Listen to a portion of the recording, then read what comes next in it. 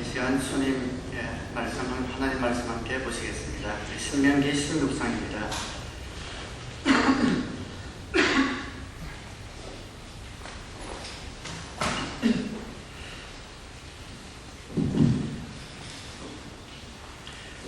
우리 16장 1절에서 14절로 되어 있지만 우리 요약지에 있는 구절만 몇 구절 발췌해서 제가 봉독해 드리도록 하겠습니다.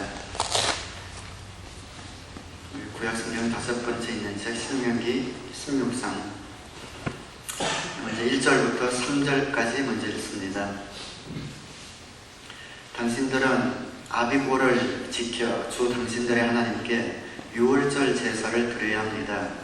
이는 아비볼 어느 날 밤에 주 당신들의 하나님이 당신들을 이집트에서 건져내셨기 때문입니다. 당신들은 주님께서 자기의 이름을 두려고 택하신 그곳에서 양과 소를 잡아 주 당신들의 하나님께 유월절 제물로 바쳐야 합니다. 누룩을 넣은 빵을 이 제물과 함께 먹으면 안 됩니다. 이래 동안은 누룩을 넣지 않은 빵, 곧 고난의 빵을 먹어야 합니다. 이는 당신들이 이집트 땅에서 나올 때에 급히 나왔으므로 이집트 땅에서 나올 때의 일을 당신들이 평생토록 기억하게 하려 함입니다. 10절, 11절입니다. 그리고 주 당신들의 하나님이 당신들에게 주신 복을 따라 마음에서 우러나오는 예물을 가지고 와서 주 당신들의 하나님께 77절을 지키십시오. 당신들은 주 당신들의 하나님이 그의 이름을 두려고 택하신 그곳에서 당신들과 당신들의 아들과 딸과 남종과 여종과 성 안에서 같이 사는 레위 사람과 떠돌이와 고아와 과부까지도 함께 주 당신들의 하나님 앞에서 즐거워해야 합니다. 13절, 14절 마지막으로 읽겠습니다. 당신들은 타작마당과 포도주 틀에서 소출을 거두어 드릴 때에 이래 동안 초막절을 지켜야 합니다. 당신들은 이 절기에 당신들과 당신들의 아들과 딸과 남종과 여종과 성 안에서 같이 사는 레위 사람과 떠돌이와 고아와 과부까지도 함께 즐거워해야 합니다. 네.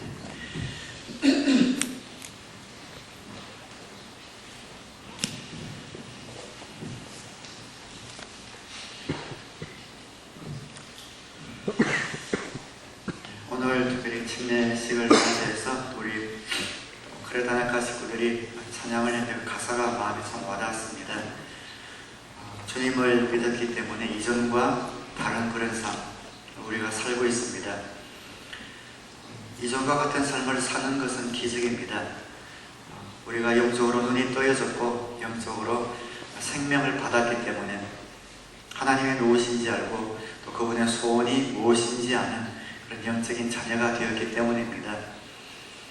그래서 하나님과 관계된 것 혹은 하나님의 나라와 관계된 모든 것들이 아름답게 보이고 그 나라의 조그만 부분이라도 내 힘을 보태고 싶은 그런 소원이 우리 가운데 생기는 것, 우리에게 성령님이 오셨기 때문이죠.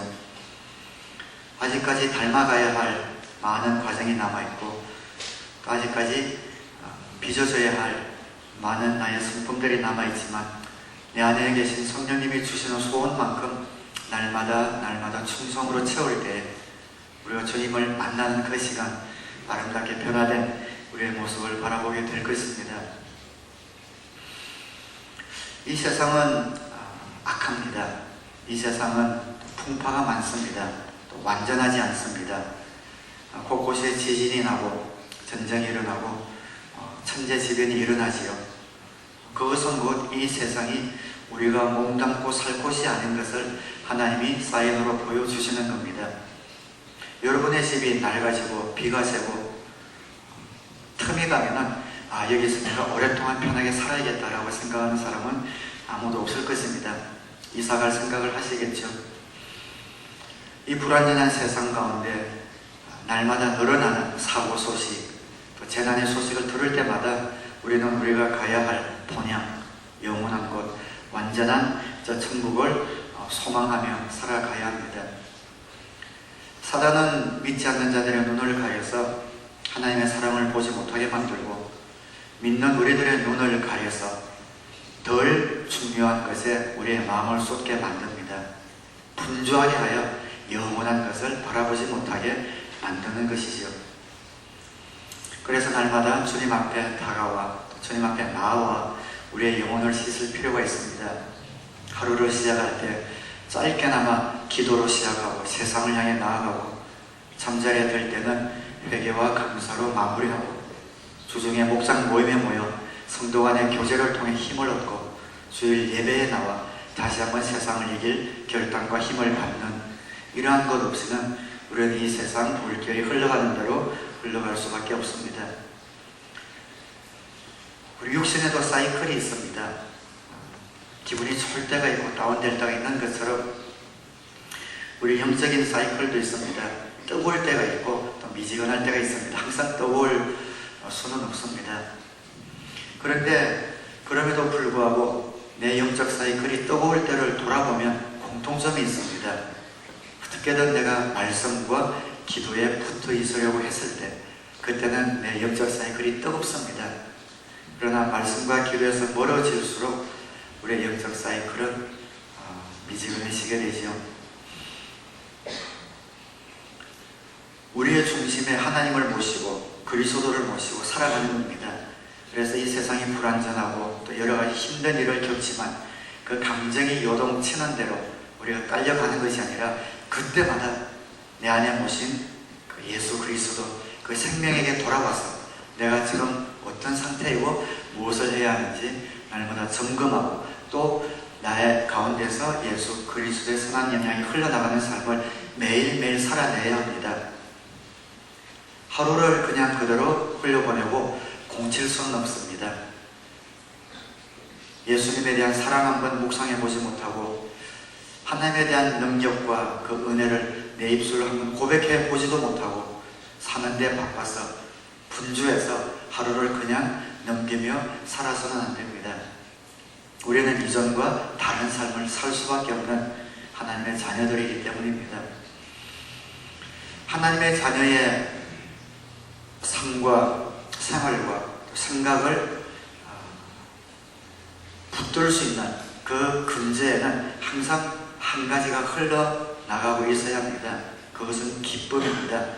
하나님의 자녀는 기뻐야 합니다. 즐거워해야 합니다. 행복해야 합니다. 그것이 하나님 우리를 만드시고 자녀된 우리에게 주시고자 하는 아버지의 마음이기 때문입니다. 오늘 어떻게 하면 우리가 그 기쁨을 잃지 않고 아름다운 공동체를 누리며 살아갈 수 있는가, 우리 본문에 나오는 세 가지 절기를 통해서 한번 잠시 살펴보려고 합니다. 어떤 분들은 구약은 율법과 계명 아래 이스라엘 백성들에게 주어진 그런 기록인데 신약에서는 우리가 그런 구약을 읽고 공부해야 합니까? 라고 의문을 제기하는 분들이 있습니다. 그 이유는 우리가 이런 구약의 하나님의 율법과 계명을 통해서 하나님에 대해서 알 수 있기 때문입니다. 우리 주위에서도 그 부모님이 자녀들에게 무엇을 하라고 하느냐, 그 계명을 통해서 우리는 그 부모님이 어떤 분인가 하는 것을 알 수 있습니다. 예를 들어서 자녀에게 야, 공부 열심히 해라, 무슨 일이 있어도 너는 대학에 가야 된다, 공부해라 라고 다그치는 그런 부모라고 한다면 우리 나름대로 저 부모님은 어떤 부모님이겠다 라고 짐작할 수 있습니다. 또 어떤 부모님은 자녀에게 자기 전에 꼭 기도하고 자라, 친구들한테는 언제나 양보하고 관계에서 성공해라 라고 이야기하는 부모가 있다면 또 나름대로 어떤 부모이겠다 라고 우리가 감을 잡을 수가 있습니다. 똑같은 이치로 이 구약에서 하나님께서 그의 자녀로 샘플로 삼아주신 이스라엘 백성들에게 이렇게 해라 저렇게 해라 이것은 하지 말라라고 하는 그 계명을 통해서 하나님은 어떤 분이시겠다라는 것을 우리가 짐작할 수 있는 겁니다. 그래서 우리가 구약을 공부하고 또 구약이 하나님께서 주신 그 계명과 율법도 함께 살펴보는 겁니다.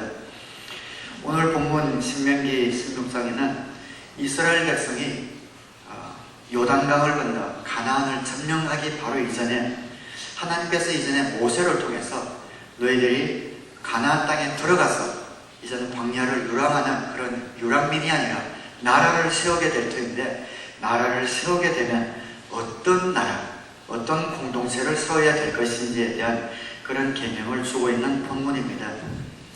그 많은 계명 중에서 특별히 세 가지 절기를 오늘 언급을 하고 있습니다. 6월절과 7.7절 그리고 초막절, 유대인들이 지키는 3대 절기입니다. 우리로 치면 우리 크리스찬 기독교 원력에는 부활절, 추수감사절, 성탄절을 지키는 것처럼 유대인들은 하나님의 명령을 따라 6월절과 7.7절과 맥주절을 그렇게 지키고 있습니다. 16장 2절에 당신들은 주님께서 자기의 이름을 두려고 택하신 그곳에서 양과 소를 잡아 주 당신들의 하나님께 6월절 제물로 바쳐야 합니다. 이 세 가지 절기가 어떤 것인지는 성경 공부 다음에 통해서 여러분들이 자세하게 배울 기회가 있을 겁니다.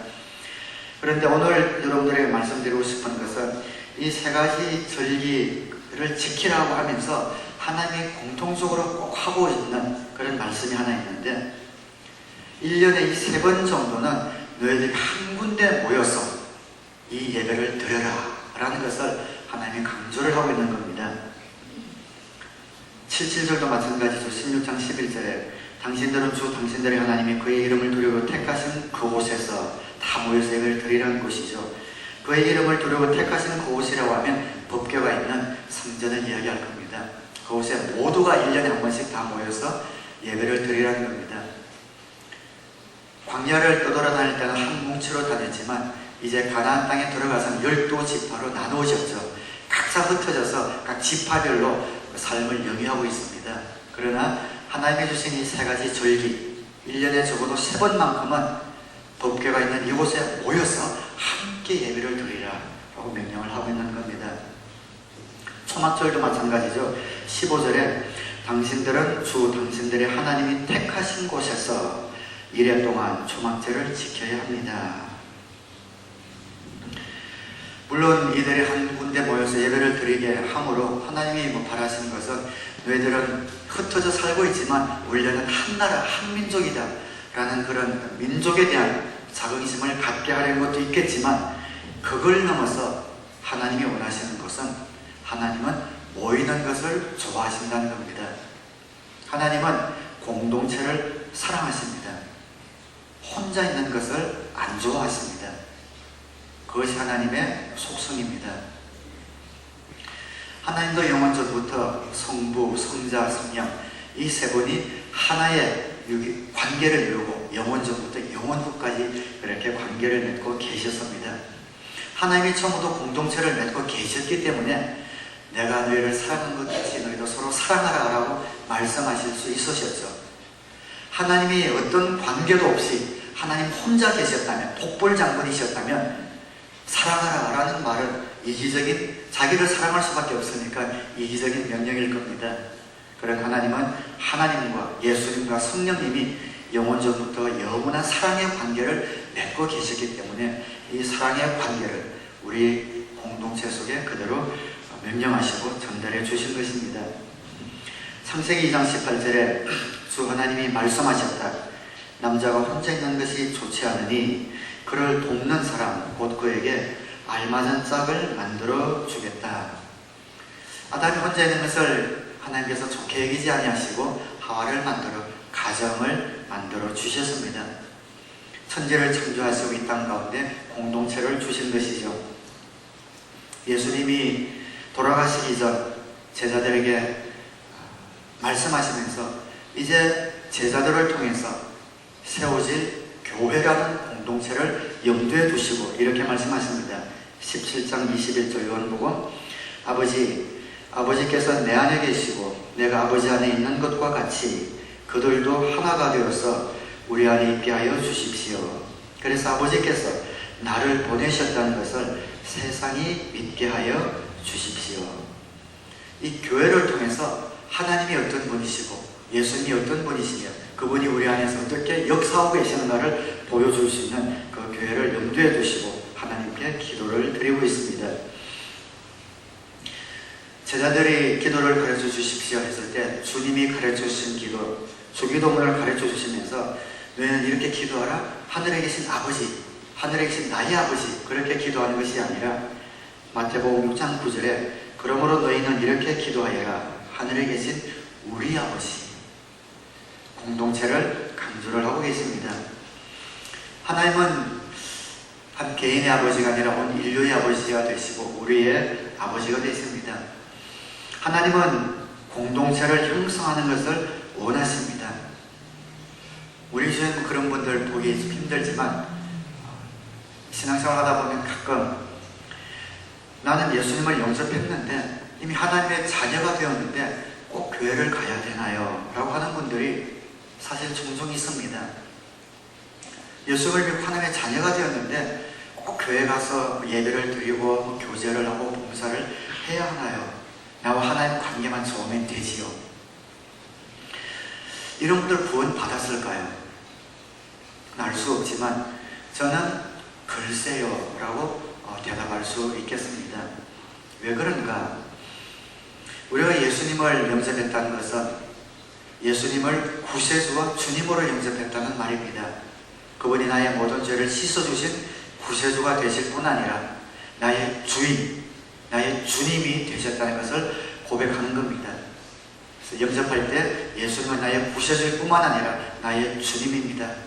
지금까지는 내가 내 인생을 드라이브하면서 살아왔지만 이제는 예수님께서 내 인생을 인도하시고 이끌어주시는 주인이 되십니다. 나는 주인의 말씀에 순종하겠습니다 라는 그런 고백입니다. 내 인생의 주인이시고 내 인생을 책임져 주시고 나는 그분께 순종하겠다는 그런 믿음의 고백이 바로 우리가 주님을 영접한 것입니다. 에베소서 1장 23절에는 교회는 그리스도의 몸이요 만물 안에서 만물을 충만케 하시는 분의 충만함입니다. 예수님이 나의 주인이 된다고 고백하면서 그리고 그 예수님은 어떤 분이시냐면 이 교회는 그리스도의 몸이라고 말씀하고 있는데 이 그리스도의 머리고 몸이 되시는 교회의 그 그리스도를 머리 되시는 교회의 머리 되시는 우리 그리스도의 우리 몸이 되어서 그분의 말씀에 순종하지 않는 것은 있을 수가 없다는 것이죠. 예수님께서 이 몸된 교회의 머리가 되시고 우리는 예수님을 영접하는 순간에 예수님을 머리로 하는 교회의 지체가 되는데 그분을 주님으로 모신다고 하면서 그 주인 대신 예수님이 머리로 계신 그 교회의 일원이 된다는 것을 거부한다는 것은 이것은 있을 수 없는 일입니다. 내가 주님을 영접해놓고 혹시 어디 오지로 선교를 가든지 어디로 떨어져서 주위에 교회가 없으면 모르겠지만 다닐 수 있는 교회가 있는데도 하나님과 나와의 관계만 좋으면 되지 하고 교회에 가기를 거부한다는 것은 그분의 지체가 되기를 거부한다는 것과 같은 말이기 때문입니다. 마태복음 7장 21절에 나더러 주님 주님 하는 사람이라고 해서 나 하늘나라에 들어가는 것이 아니다. 하늘에 계신 내 아버지의 뜻을 행하는 사람이라야 들어간다.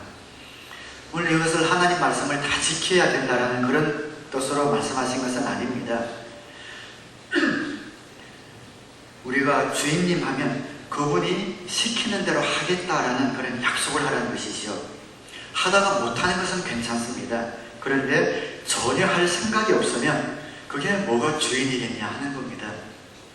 그분을 주님이라고 고백해놓고 사는 방식은 내가 지금까지 살아왔던 방식과 똑같이 살아간다면 그것이 어떻게 주님을 주인으로 고백한 사람의 삶이겠느냐 하는 것이라는 것이죠. 그래서 주님이 나의 주인이시고 그분이 교회의 머리가 되시고 나는 그 교회의 지체가 이제 되었다면 침례를 통해서 한 지체가 교회에 연합했다면 이제는 그 머리 되신 주님과 교제하는 그 안에서 한 교회를 이루어 나가는 공동체의 책임과 특권이 생기게 되는 것입니다. 하나님은 우리를 공동체로 불러주셨습니다. 예수님을 영접하고 성령을 받으면 개인적으로는 하나님의 자녀가 되지만 우리는 교회의 한 지체가 되는 것이고 한 공동체가 되는 것입니다. 이것이 하나님이 원하시는 것입니다. 현대로 갈수록 기독교에 개인주의가 들어와서 하나님과 나와의 관계만 올바르면 된다. 주일 교회 한번 출석하는 것으로 신앙생활 다한 것처럼 여기는 묘한 풍조가 한국에도 또 인민교회도 돌아오고 있는 것 같습니다. 그렇지 않습니다. 하나님은 언제나 공동체를 귀하게 여기십니다. 그래서 우리가 가정교회를 하고 있는 거지요. 주님이 원하시는 그 공동체를 한번 회복해보자 하는 것이 가정교회의 정신입니다. 혼자 신앙생활하면 믿음생활 잘하는 것 같고 하지만 이것은 착각입니다. 절대로 믿음생활 잘할 수 없습니다. 믿음은 어디서 자라는가? 공동체 안에서 부대끼면서 자라납니다. 우리가 어떻게 예수님을 닮아가는가? 공동체 안에서 닮아갑니다. 우리가 어디서 섬김을 배우는가? 공동체 안에서 섬김을 배웁니다. 어디서 치유가 이루어지는가? 공동체 관계 속에서 치유가 이루어집니다. 이런 목적을 위해서 하나님께서 세워주신 공동체가 교회, 그리고 목장입니다. 저는 여러분이 물론 하나님과의 개인적인 관계를 통하여 그분과의 관계가 친밀하기를 바라지만 거기서 더 나아가 여러분들에게 주어진 귀한 공동체, 특별히 목장과 교회 공동체를 소중하게 여기시고 그 안에서 아름다운 주님의 몸된 교회의 한 지체가 되어 주님을 영화롭게 하는 귀한 성도님들 되시기를 주님으로 축원합니다. 하나님께서 세 가지 절기를 주시면서 그래서 꼭 모여서 해라, 꼭 모여서 해라라고 이렇게 말씀하신 이유가 거기에 있습니다. 그 다음에 또 하나는 모여서 뭐 하는가? 절기라는 겁니다. 모여서 기뻐하라는 거예요. 6월절을 말씀하시면서 16장 8절에 여세 동안은 누룩을 넣지 않은 빵을 먹고 이른 날은 주 당신들의 하나님 앞에서 성회로 모이십시오. 당신들은 어떤 일도 해서는 안 됩니다. 여기서 어떤 일도 해서는 안 된다라는 것은 무슨 부담과 짐으로 주신 말씀이 아니라 이 일주일은, 무교절을 지난 이 일주일은 다른 것 전부 다 잊어버리고 일도 하지 말고 아무 부담도 갖지 말고 푹 쉬면서 즐거워해라, 즐기라라는 그런 표현입니다.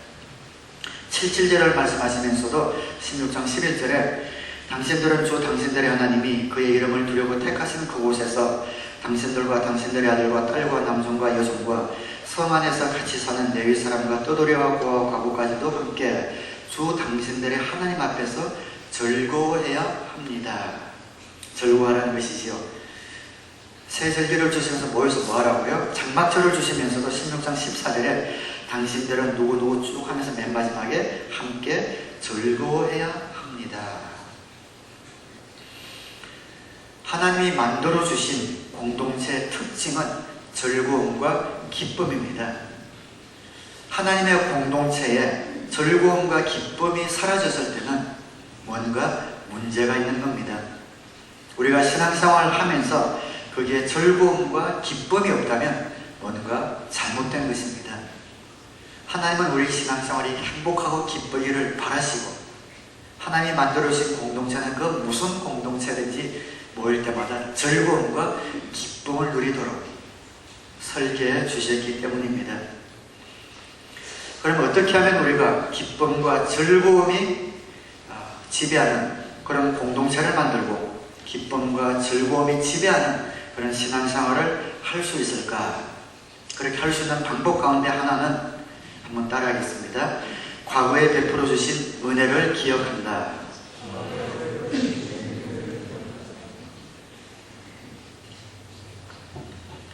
그것이 바로 6월절의 핵심입니다. 이스라엘 백성이 애굽에서 400년 동안 노예 생활을 했지요. 그때 하나님이 모세를 부릅니다. 모세를 통해서 애굽 왕에게 가서 하나님의 백성들을 전부 다 풀어달라고 요구하라. 말을 안 들으면 어떻게 하지요?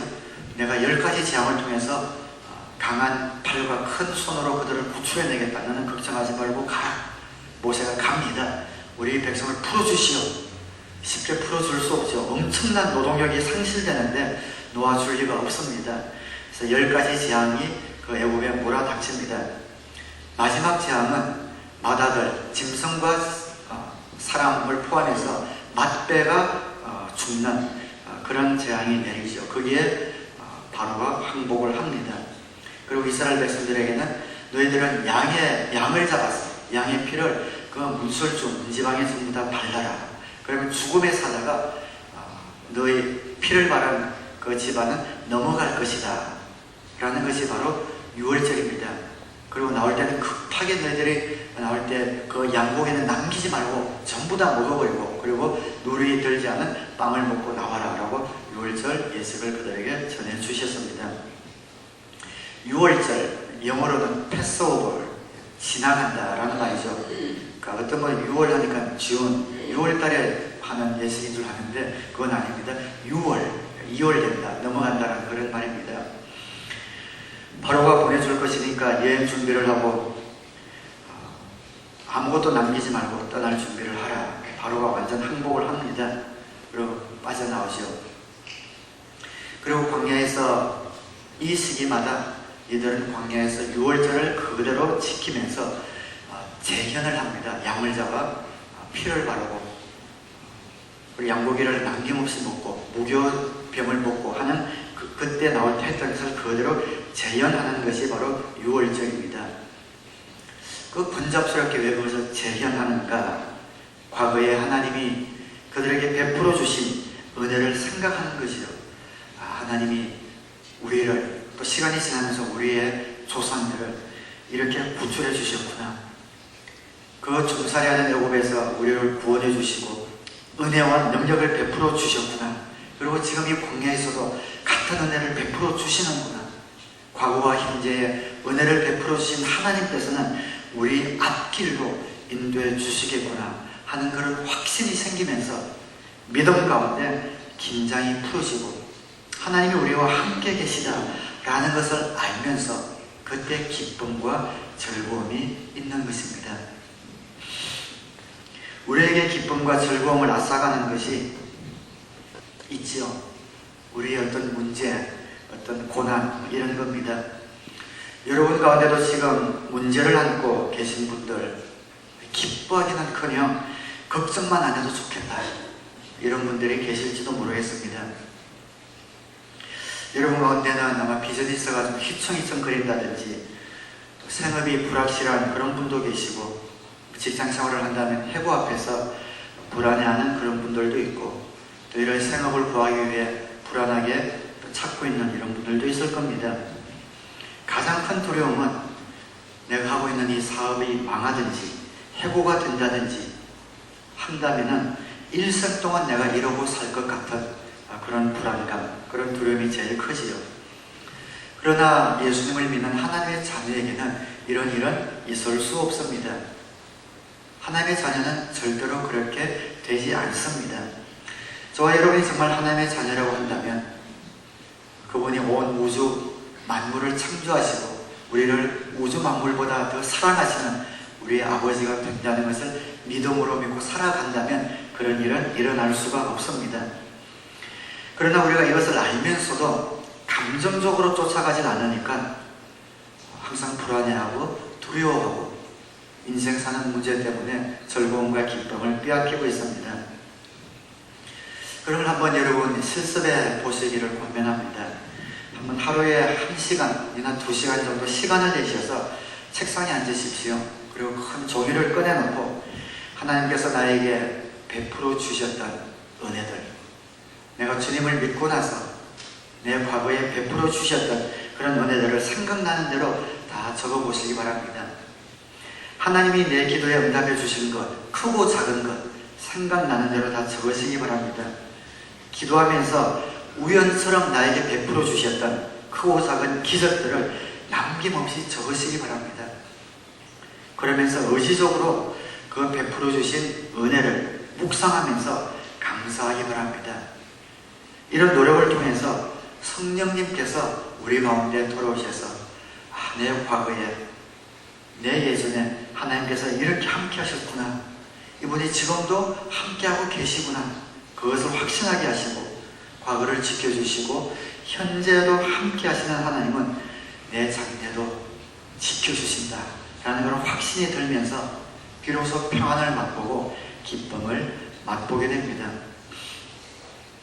우리는 하나님의 과거에 수많은 은혜를 베풀어 주셨음에도 작은 어려움만 생겨도 하나님이 계십니까? 하나님 어디 있습니까? 라고 즐거움과 기쁨을 빼앗기고 있지요. 정말 계신 겁니까? 기도응답은 있는 겁니까? 이러면서 하나님이 원하시는 기쁨과 즐거움의 삶을 살지 못하고 있습니다. 제가 자신있게 여러분에게 말씀드릴 수 있는 것은 이미 예수님을 영접하고 여기 앉아 계신 여러분 모두는 크고 작은 하나님의 은혜와 기적을 맛본 분들입니다. 크고 작은 기도응답을 갖고 계신 분들입니다. 과거에 신실하게 여러분에게 역사하시던 그 하나님은 지금 딴 데 가셨습니까? 그렇지 않습니다. 여전히 나와 함께 하시고 과거와 현재 나와 함께 하신 하나님은 내 장래도 붙들고 계신다라는 그런 확신이 있을 때 우리는 즐거움과 기쁨을 가지고 살아가게 됩니다. 사랑하는 여러분, 하나님이 베풀어 주신 은혜를 의지적으로 기억하시고 감사하셔서 여러분의 신앙생활의 기도가 기쁨이 되시기를 우리 주님의 이름으로 축원합니다. 우리 신앙생활과 공동체는 기쁨과 즐거움이 그 기초가 되어야 하는데 그렇지 못할 때 사실 그런 기쁨을 빼앗아가는 것이 또 하나 있는데 그것은 우리 소유에 대한 염려입니다. 우리 소유에 대한 염려를 갖고 있을 때 즐거움과 기쁨을 누리지 못합니다. 그래서 내가 가진 소유가 다 하나님께로부터 왔다라는 것을 인정할 때에 그때 비로소 우리가 평안과 기쁨을 다시 찾을 수가 있습니다. 마지막으로 한번 따라하겠습니다. 내 소유가 하나님으로부터 왔다는 것을 인정한다. 과거에 베풀어 주신 하나님의 은혜를 기억하는 것이 6월절의 핵심이라면 모든 소유가 하나님께로부터 왔다는 것을 가르쳐주는 핵심이 바로 77절과 초막절입니다. 77절은 봄농사를 감사하는 절기이고 초막절은 우리 추수감사절처럼 가을 농사를 감사하는 절기입니다. 감사한다는 것은 무엇입니까? 이분이 나에게 뭔가를 주었다라는 것을 인정하는 것, 그것이 감사입니다. 어떤 사람이 나에게 도움을 주지 않았다면 우리는 감사할 이유가 없을 것입니다. 감사한다는 것은 누군가가 나에게 이 일이, 이 열매가, 이 결실이 있도록 도움을 주었다는 것을 인정하는 것, 그것이 바로 감사입니다. 그래서 77절과 초막절의 핵심은 하나님이 이 모든 것을 나에게 주셨습니다. 내가 가진 것은 모두 하나님께로부터 왔습니다 라는 것을 인정하는 절기가 바로 77절과 초막절입니다. 하나님이 내가 가진 모든 것이 하나님께로부터 왔고 모든 것이 하나님 것입니다 하는 것을 구체적으로 확인하는 방법이 무엇인가 하면은 내가 가진 소유를 하나님과 이웃을 위해 쓰는 것입니다. 다시 한번 말씀드리지만 우리가 살아가면서 하나님, 나에게 있는 이 모든 소유는 하나님께서 나에게 주신 것입니다 라고 고백하며 살아가면 거기에 감사가 있습니다. 그런데 그렇게 살아가는 삶의 구체적인 방식은 무엇인가? 하나님과 이웃을 위해 내 소유를 사용하며 살아가는 것이지요. 반대로 이건 하나님께로부터 온 것이 아니라 내가 번 거다 라고 생각하는 사람들은 이해가 가지 않습니다. 이거는 내가 다 노력해서 번 거다 하는 사람들은 내가 노력해서 벌었기 때문에 이걸 하나님께 바친다든지 하는 것을 생각할 수가 없습니다. 내가 피땀 흘려 번 것이기 때문에 이것을 막 흩어서 다른 사람을 돕는다라는 것은 생각할 수가 없습니다. 내가 이걸 어떻게 벌었는데, 어떻게 피땀 흘려서 벌었는데 왜 남을 위해 낭비를 하나, 그런 생각이 기조를 이루고 있는 것이요. 그러나 하나님께 바치고 이웃에게 흩어주는 것은 내 모든 것이 하나님께로부터 왔습니다 하는 것을 고백할 때 가능하고, 그렇기 때문에 하나님께 바치고 이웃을 위해 우리가 사용할 수 있는 것은 내 가진 모든 소유가 하나님께로부터 왔고 하나님 것입니다 라는 것을 고백하는 겁니다. 그렇게 고백하며 살아갈 때에 하나님께서는 우리의 생활과 삶을 책임져 주십니다. 고린도서 9장 8절에 보면 하나님께서는 여러분에게 온갖 은혜가 넘치게 하실 수 있습니다. 그러므로 여러분은 모든 일에 언제나 쓸 것을 넉넉하게 가지게 되어서 온갖 선한 일을 얼마든지 할 수 있습니다. 야, 9절에 보면 하나님과 이웃을 위해서 마음껏 드릴 때에, 바칠 때에, 그 필요를 공급할 때에 하나님께서는 최상급이란 최상급은 다 써서 표현을 하고 있죠. 온갖 은혜가 넘치게 하고 모든 일에 언제나 쓸 것을 넉넉하게 가지게 되어 온갖 선한 일을 얼마든지 할 수 있습니다. 우리의 삶에 더 풍성하고 윤택하게 만들어 주신다는 겁니다. 하나님의 약속을 따랐을 때 하나님은 풍성하신 하나님이신 것을 보여주십니다. 이런 경험이 반복이 되면서 하나님은 정말 채우시는 분이구나 라는 것을 체험하게 되고, 그것을 체험할 때 우리는 우리의 소유에 매이지 않고 기뻐하며 즐거워하는 삶을 사는 겁니다. 성경을 통해서 이렇게 말씀하지 않아도 여러분 주위만 조금 눈을 들어서 보면 너무나 알 수 있는 진리이지 않습니까? 움켜쥐고 이것이 없으면 죽을 것 같은 그런 마음을 가지고 살아가는 삶, 그 삶의 모습과 얼굴 표정에서 웃음을 본 적이 있습니까? 평안을 본 적이 있습니까? 넉넉함과 여유를 본 적이 있습니까? 그렇지 않습니다. 하나님을 향해 마음껏 드리고 이웃을 향해 마음껏 베풀면서 사는 그런 사람들의 삶은 쓰는데도 항상 풍성하고 그의 삶의 여유와 넉넉함과 기쁨이 넘치는 것을 보게 됩니다. 하나님의 법칙입니다. 쓰고 베풀고 공급 나누어줄 때 채워주시는 것이 하나님의 법칙이기 때문에 그렇습니다. 거꾸로 내가 번 돈은 내 것이다 라고 생각하는 그런 사람들은 내가 번 것이기 때문에 남에게 나눠주는 것이 낭비로 느껴질 뿐 아니라 이것이 언제 없어질까 라는 그런 생각 때문에 항상 불안합니다. 그리고 내가 지금은 능력이 있어서 돈도 벌고 하지만 언제 내가 돈 벌 수 있는 능력이나 건강을 상실할지 모른다 라는 생각이 있으니까 자꾸만 쌓아 놓으려고 하지요. 근데 아무리 쌓아 놓아도 여전히 불안합니다. 그래서 이제는 소유를 즐기면서 쓰는 게 아니라 모든 것이 목적이 되다 보니까 결국에는 하나도 못 쓰고 그대로 죽지요. 그리고 다른 사람 다 좋은 일 시킬 것 같지만 또 그렇지도 않습니다. 많은 재산을 남기고 죽으면 그 자손들이 재산 때문에 풍지박산이 나지요. 관계가 갈라지고 그 돈 때문에 가족이 전부 다 더 파괴되는 결과를 갖고 오게 됩니다. 이건 다른 이야기이긴 하지만 성경적으로 여러분이 아무리 많이 벌어도 유산은 자녀에게 물려주면 안 됩니다. 자녀를 망치는 길입니다. 하나님께서 주신 것을 어떻게 구체적으로 구별하는가? 하나님을 위해 쓰는 겁니다.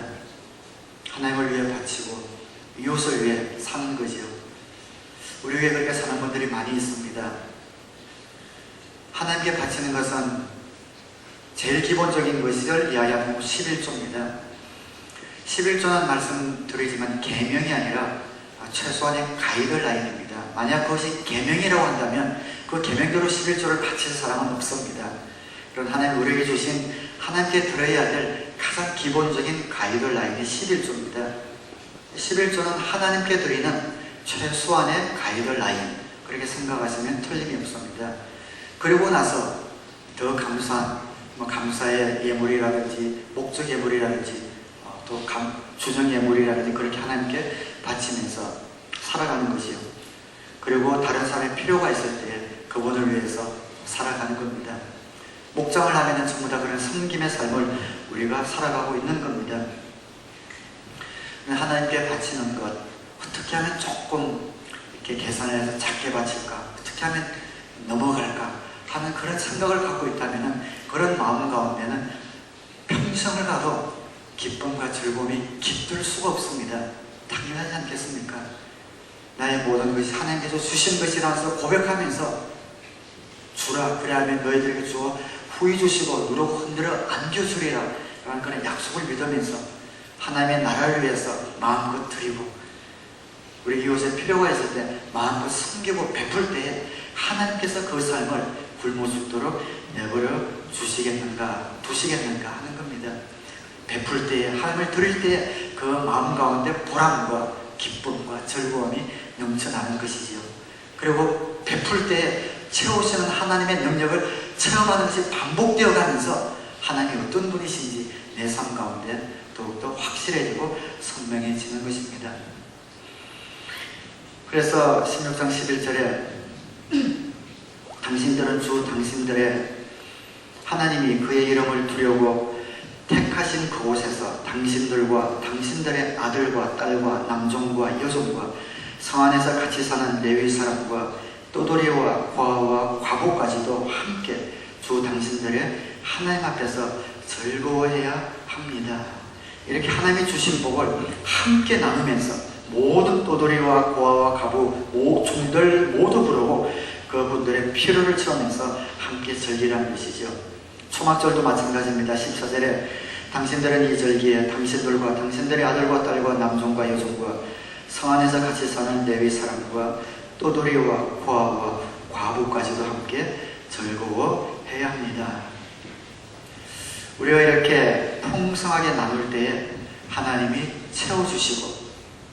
채워주시는 하나님의 능력을 체험하면서 우리는 우리의 소유에 대한 두려움이 점점 없어지고 우리가 가진 것을 즐길 수 있는 기쁨의 삶을 살게 되는 겁니다.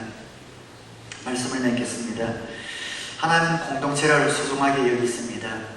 하나님께서 우리 사랑해 주신 공동체를 소중하게 여기시고 그 공동체에 수동적으로 참여하는 것이 아니라 여러분으로 말미암아 그 공동체가 빛이 나도록 노력하시고 또 기도하시고 그 공동체를 아끼시기를 바랍니다. 여러분의 삶, 우리 공동체의 삶, 신앙생활의 삶의 기조는 기쁨과 즐거움입니다. 기쁨과 즐거움이 여러분 속에 없다면 무언가 잘못된 것입니다. 기쁨과 즐거움이 없다면 우리의 소유를, 내게 주신 소유를 우리 것으로 생각하고 하나님과 이웃을 위해 내가 사용하고 있지 않은가 한번 살펴보시고 하나님과 이웃을 위해 마음껏 베풀고 섬기시고 그리고 우리의 과거에 베풀어 주셨던 귀한 기도의 응답과 기적과 은혜들을 묵상하면서 그분을 온전히 의지하셔서 여러분 삶 가운데 날마다 감사의 열매가 풍성하게 맺히기를 주님의 이름으로 축원합니다. 기도하겠습니다.